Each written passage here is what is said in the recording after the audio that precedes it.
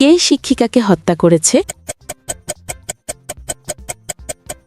তো তুমি কি বলতে পারো এদের মধ্যে কে শিক্ষিকাকে হত্যা করেছে? যত দ্রুত সম্ভব তোমার উত্তর কমেন্টে লিখে দাও, আমি উত্তর ভিডিওর শেষে বলে দেব। দ্বিতীয় ধাঁধা, এই ওয়ার্ডগুলির মধ্যে কে ওয়ার্ড খুঁজে বার করো।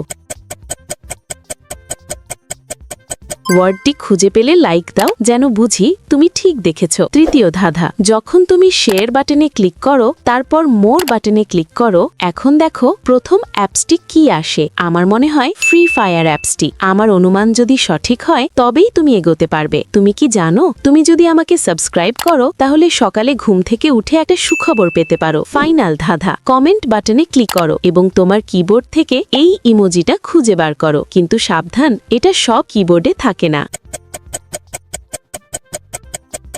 তুমি কি খুঁজে পেয়েছো? আচ্ছা, দ্বিতীয় বা তৃতীয় জনের এটা করার কোনো প্রমাণ নেই, কিন্তু প্রথম জনকে দেখে মনে হচ্ছে সে শিক্ষিকাকে কামড়েছে, সেই আসল দোষী।